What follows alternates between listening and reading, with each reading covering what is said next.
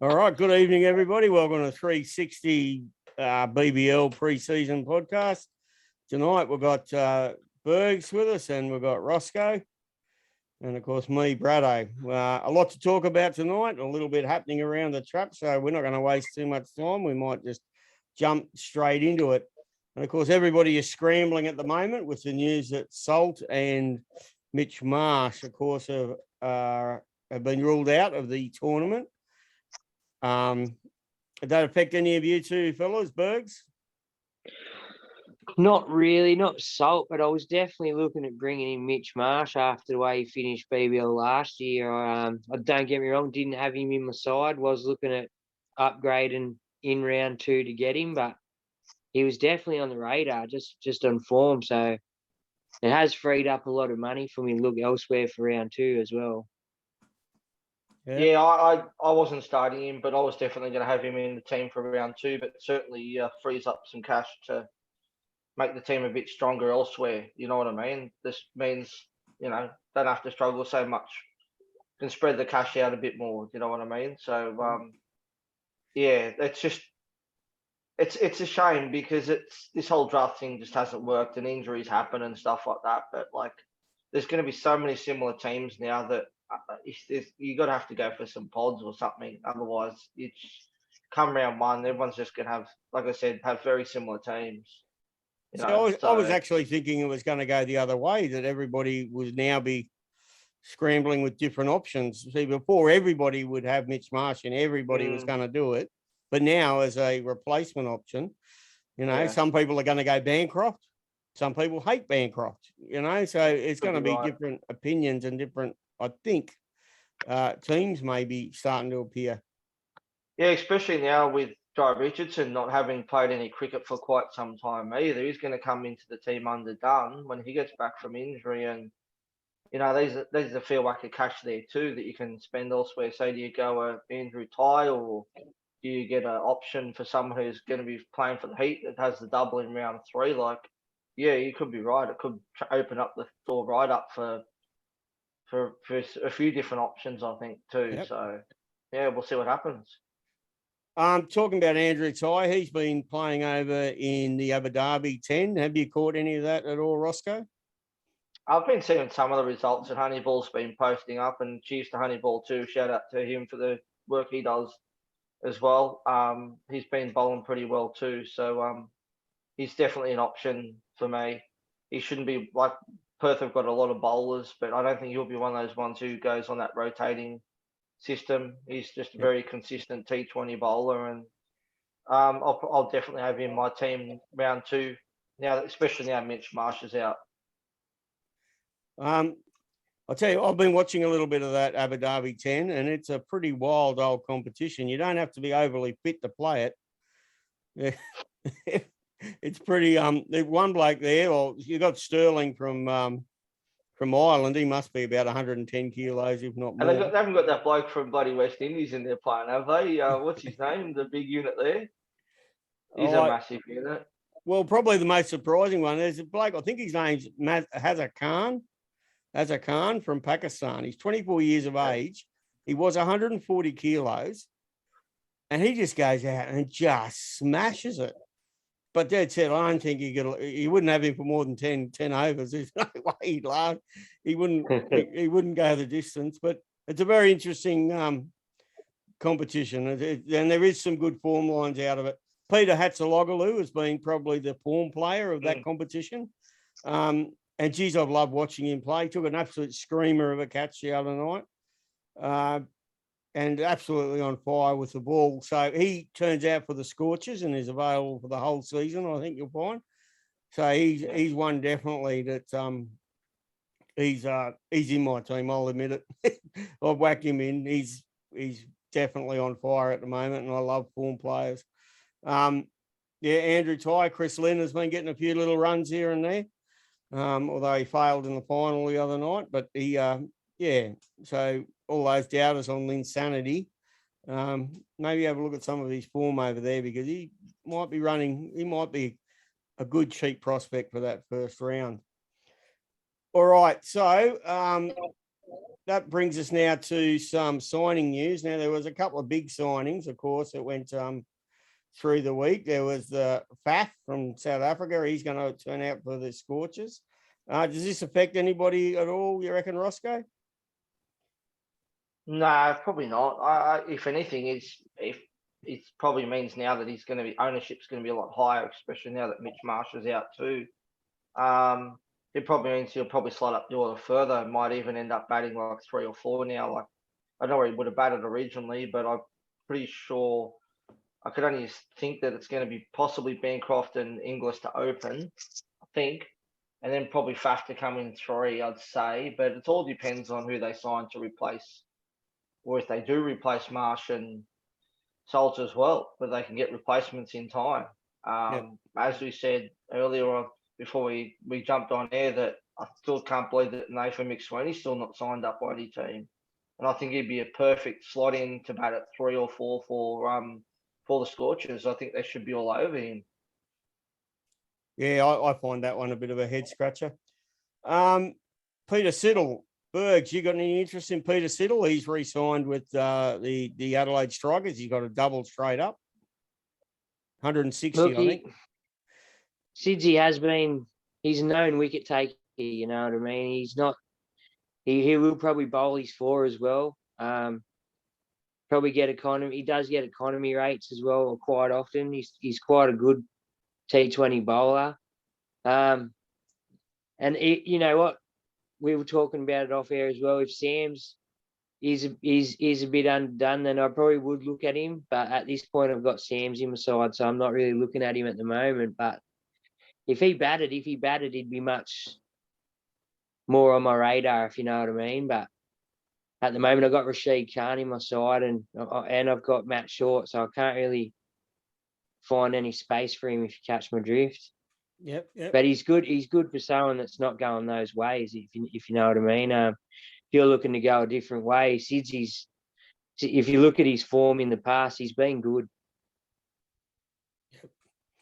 I was just going to say the only thing that worries me with Siddle is he actually went off injured during the Shield match this week too. I think he came back and bowled on the second innings, but he wasn't able to finish bowling for the first innings, and he's not getting any younger, so could be a bit of something to keep an eye on in the lead up to the start of the season too.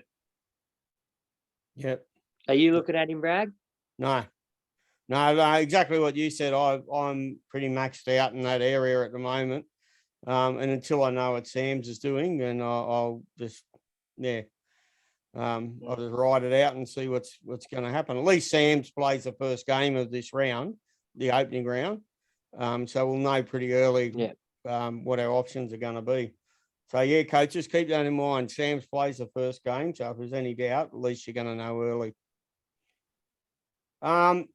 Now, but onto that team, the Thunder, they've got a couple of real interesting signings, and I'll let Roscoe have his take on this one. Gurinder Sandhu and Usman Khadir have both been signed there now. I guess there's going to be some effect on players that were popular, like Green or McAndrew, etc. Roscoe? Yeah, Khadir is a very bad signing. For those who were thinking about starting up with Chris Green, because certainly going to affect his bowling stocks as well. And Sandhu, geez, good signing, Reece, good signing for the Thunder, because he's been in sensational form this year across both formats between Marsh Cup and Shield. I think he's one of the leading wicket takers in those formats as well. So, but not good news for McAndrew, but I still think that last bowling spot will be between McAndrew and Doggett, but I think maybe Doggett's slightly ahead. But McAndrew is handy with the bat too in the low down, batting about number 8 too. So yeah, I don't know. We'll see what happens, I suppose. Anyway, when we get a bit closer to it. So, but yeah, not good news for Chris Green though. I wouldn't be touching him now. No. All right, well, that's the major news that's sort of floating around. I mean, there's always little snippets and rumours, but that's about it. Now, Burgs, this week you've been looking at some of those highly owned players. Was there anything that sort of stood out to you or surprised you in some of those, the list of highly owned Supercoach players? To be honest, the top 10 does speak for itself. I'll just quickly run through it. Just correct me if you can find someone that probably shouldn't be there. We got Stoinis, 67% owned. Rashid, he's 59% owned. Rashid Khan, that is. Daniel Sam's 54% owned. And this one's the only real head scratcher to me, but we were talking about off air with Philippi, Josh Philippi at 47% owned, but wicketkeeper's not really screaming out pick me. So I can understand why he's there for some. Like he does get some big numbers up, and I haven't seen much of him in Shield cricket or anything. Is he doing all right down Roscoe? I think he's been doing okay. Not setting the world on fire, but he's been going okay. Yeah. And then Hales is at 46%. He's coming off the World Cup, looked all right at the end there. Zampa's at 42%. Now all these have a double except for Philippi as well. Then Darcy Short, he's the next one, doesn't have a double. He's a dual but he's in there. And then Will Sutherland from the Renegades, he's 34% owned. Doesn't really scream it out to me, but I think he's only there to fill a hole for people. He only got an average of 17.4 or something. And then Dermy, he's up there at 30% owned. And then Matt Short rounds out the top 10 at 30% owned. But he's got the dual and the double. So yeah, that's the top 10. That Will Sutherland, he has been getting some good figures. He got some good figures in Shield the other day. I think he got a fourfer. I'm only just going on the top of my head. It could have even been more. But and he has been getting a few runs here and there.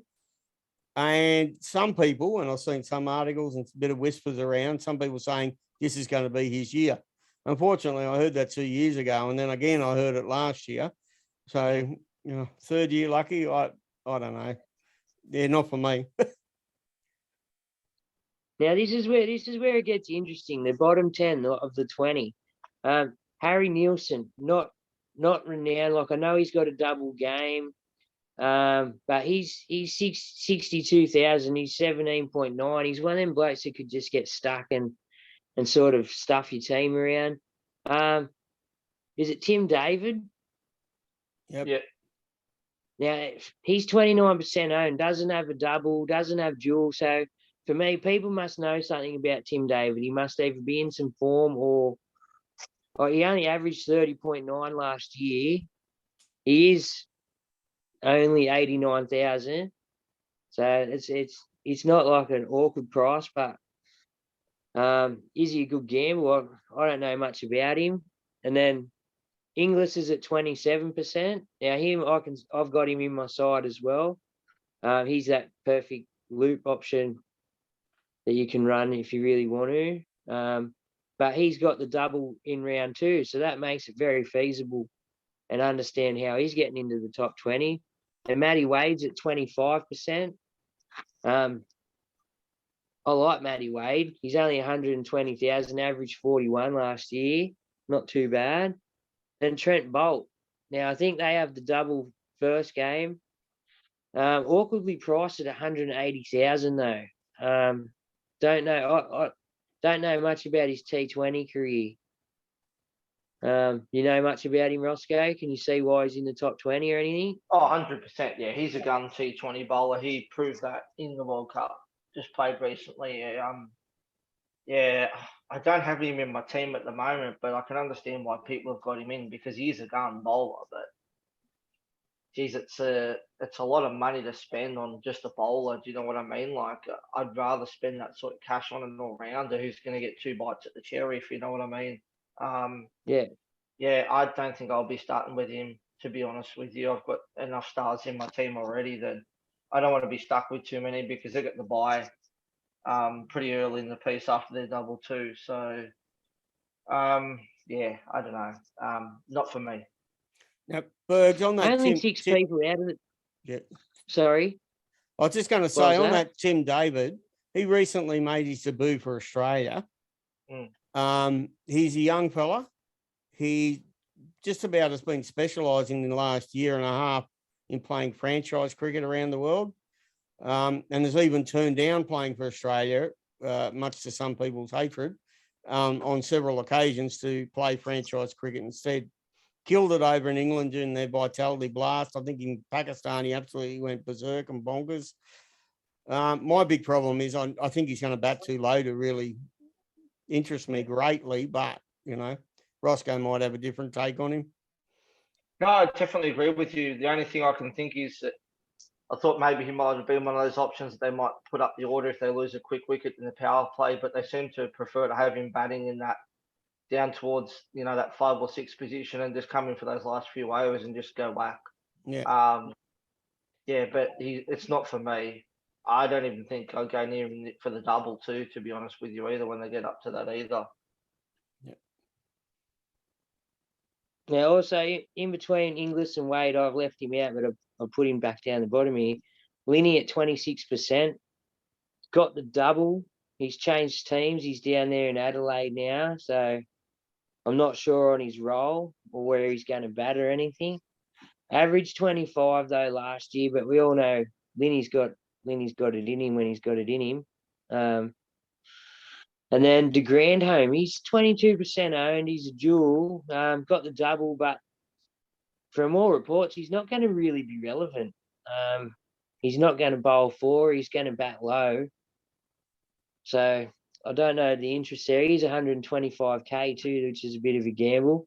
Then Jilks, he's 21% owned.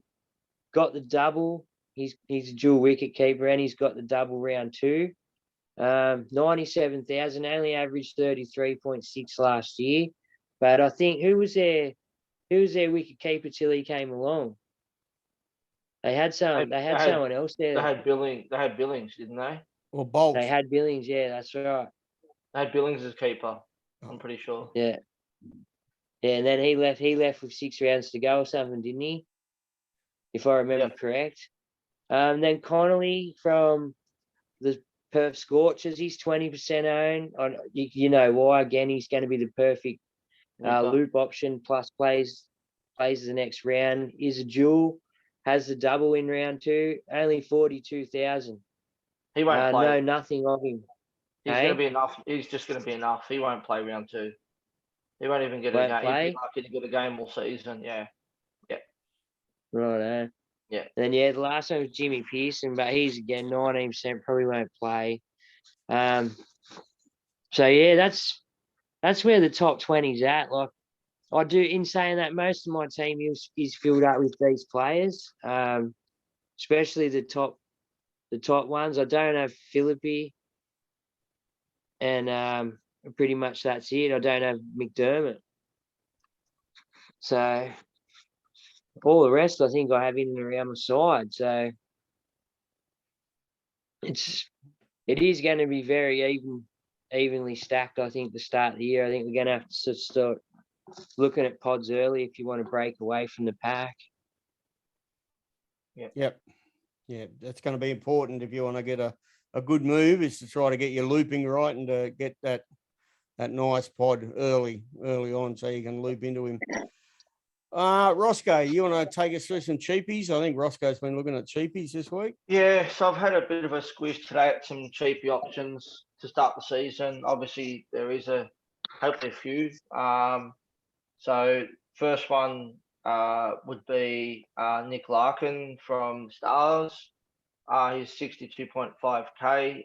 Should probably bat around 4 or 5. So he should be okay batting option. I haven't seen much of him in the last few weeks, so he hasn't been playing any Shield cricket or anything like that. So I'm not sure how he's going in the grade cricket down in Melbourne there, but he's definitely one that I'm looking at just for that cheapy sort of option. The next one I had on my list was Josh Inglis as well, as we spoke about. He's in the top 20 there, but as Burgs mentioned, perfect bench loop option to have him starting in your team. Because they've got the bye round 1, and then they're going to the double for round 2.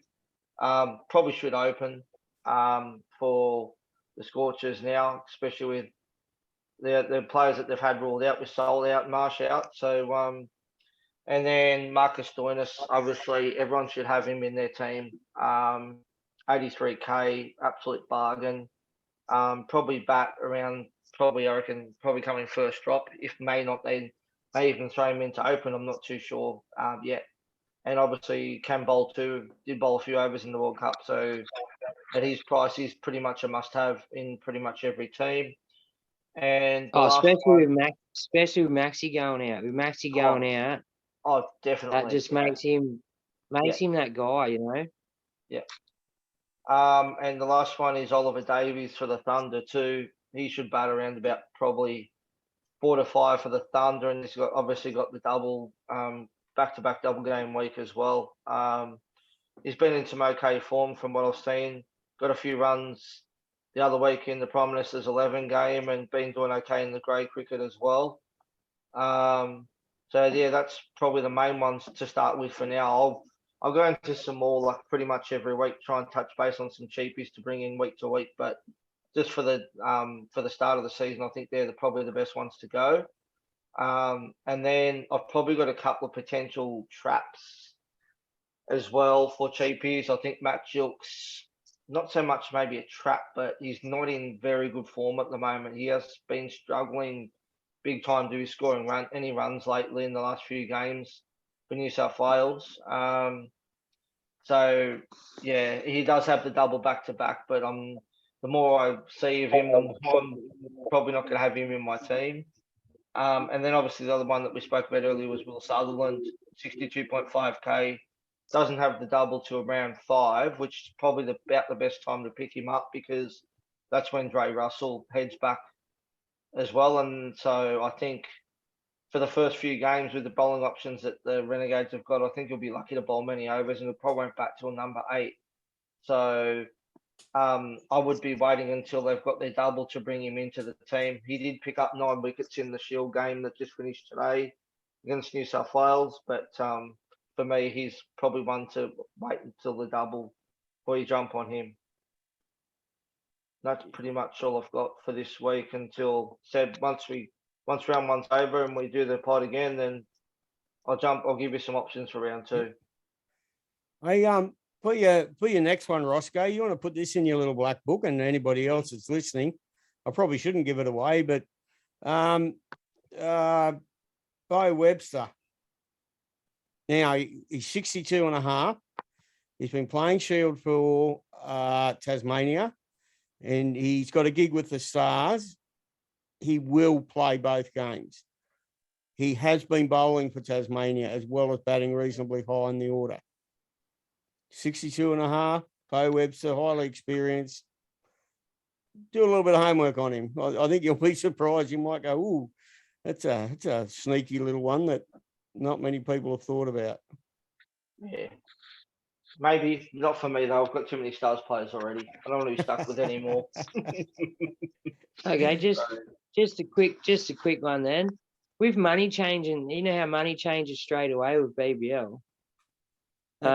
Now, some of the players you bring in your double game for the double game week, like some of them at the higher end of the scale, like if they do poorly, that's going to affect you. Especially if you've brought them in on the onus of that sort of money. What's the maximum money you can lose in BBL? Like I know it's not like NRL where you can lose 100k. You know what I mean? You can only lose the maximum amount of money in BBL. Do you remember what that figure is, or? I don't know what the figure is, but I know you can't drop under 62.5k. I think is that the lowest? I think the price 42. Price was, oh, 40 is it? Yeah, 42. 42, sorry. Yeah, that's right. Because Aaron Finch did that to me last year when he kept going crap, and his money just kept going down and down. And by the time I went to trade him, it was too late. It was already at rock bottom. So I'm not sure what the rate is, Burgs, but 42k is the lowest that you can go. Like I'm only just asking because looking at on the paper, because I've got a paper here in front of me. I'm looking on paper. I'll have Rashid Khan. I'll have Sam's, and at this rate, I'm looking at Darcy Short. Not Darcy Short, Matt Short as well. That's a lot of money. If they all fail, that's going to really cripple me in my upcoming weeks in the turnover with my trades. You know what I mean? Like is loading up with all these guns going to, like, it potentially could cruel me. Especially if you do can lose 100K at a time. I don't know what the number is, Burgs, but you wouldn't lose 100K at a time.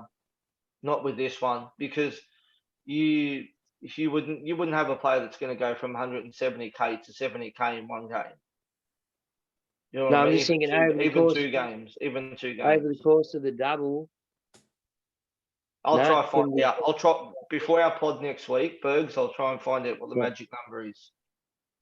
Yeah, sweet. I'll speak to some of the guys on. I'll speak to Benny from Honeyball or someone like that and see if he can give me the numbers. But I've never seen anyone drop that much. And I think last year weather affected early on in BBL as well, if I remember, and prices didn't fluctuate too much, if you know what I mean. So I don't think the loss is that big.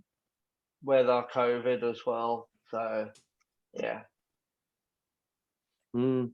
All right.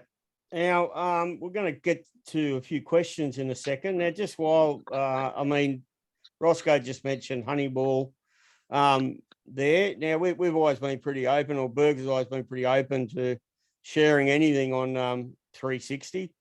So I know he doesn't mind me giving them a shout out. If you haven't had a look at the Honeyball site, people, just go and have a look at it because they put out some really great content. But there's a few others out there too. The SC Playbook fellas have really put out some really good stuff. And if you want as well, Adriana Saurus Rex has got a pretty good little podcast that he's doing very regularly. I think he's putting out a couple of them a week, sort of thing. So motor through those ones. Good luck to all those boys. They're doing a really good job. So the experience popped one out last week too, Jake. They've just started Jake, Stabs, and Mikey as well. They had a go. It was pretty good, actually. Good. I had to listen. No, very good, very good. So there's some and good. I think the guys from Tragics have got theirs starting tomorrow night too. So there's plenty of pods out there to listen to. That's for sure. Yeah. Get into them. All right, we've got a couple of viewer questions here now. We had one here from Saxy. Saxy. Danny Sackle. He wants to know if it's a good option to captain Stoiner straight up and just leave the captaincy on him all year. He's obviously a Stars fan, old Sacco. He lives in Melbourne, I think. Yeah, he does. What do we reckon?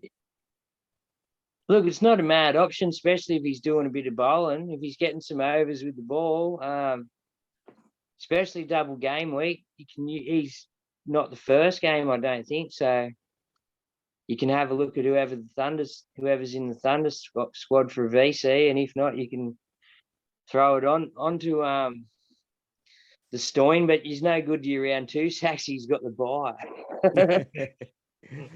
Well, to be honest, you're better off VCing him straight up because they play the Thunder straight up. So you either need a Thunder or a Stars player to be your VC and then captain somebody from Adelaide if one of those, if your captain your VC doesn't work out. I just want to say, Saxy, it's a big balls to the wall play to captain someone straight up. Just do the VC because that way, at least if he has a shit first game, then you can swap your captain to someone else. It's just not worth it. He does only have a 28.8 average from last year, Saxy, so be mindful of that. But in saying that, Burgs, he didn't bowl much last year because of injury either. We should bowl a lot more this year. So and had a cracking World Cup too. He was pretty good during the World Cup too, I think. Yeah. All right, the next one is from Shauno Vayray. Shauno. He just wants to know if Sam's going to play or not. Well, I wish we bloody well knew. I wish we knew. For more reports, he's going to play. But like you boys said off air earlier to me, he's underdone. He has no cricket behind him in the last couple of months, which is worrying. Like especially with it only being round one and a double, does he only play one of those games and get rested the second game? Or, you know what I mean? It's happened so many times to me in the past with people with little injuries, you know. He's a gamble, Sam's, this year to start. All right, I think that covered it. Now, one from Ted Woods. Now, this is just about an essay, Ted. You got to keep it a bit shorter, mate. Holy hell. Teddy. All right, Teddy, he goes, hello, blokes. I've got two questions. Nathan Ellis, will it be him or Richo to take the most wickets this season? And should both be in our teams, even though neither have a double? That's his first question. What do you reckon, Roscoe? Ellis and Richo, would you put both in to start? Neither to start, just because of the fact that they don't have doubles till about round 5, I think it is. So for me, yeah, no. The only players that I'm potentially going to have in my team that aren't playing doubles early will be players who are like all rounders that are going to have both bites at the cherry for me. Yep, that sounds fair. All right, question 2 for Teddy. Based on heart, maybe not head, this means his question is it insanity not to start with Linsanity? He's getting old, but he has a talent and it's undeniable. So is it insanity not to start with Linsanity? Burgs. It's another massive gamble. We all know Linny can go big at any given occasion, can also cripple you, you know. They have a double game, but round 1, and I think he's only 111,000. I think it's a great gamble to take. With age, fellas, you know, we're all a little bit of cool-headedness. He might be able to pick and choose his moments a bit better. Roscoe, you said he's doing well in the T10. Yeah. And I'll just chuck my 2 cents in on that quickly, Ted. I don't have him in my team at the moment, but it doesn't mean I won't start him. But my best suggestion for you, like I would suggest to most other people, is to have him on your bench and have him as reserve. So if he does go well, you can bring him into your team, set him up for the bench loop, and get him and just have him in your team just in case he does go big that first game. That's a good one. Roscoe. No, very good. That is.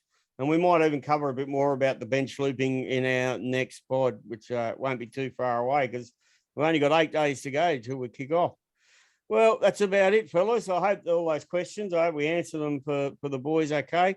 You'll see some a thread up next week, people. So do fire us in some questions. As I said, get the weird ones in for Burgs. We'll give them over to him because I can't answer weird shit.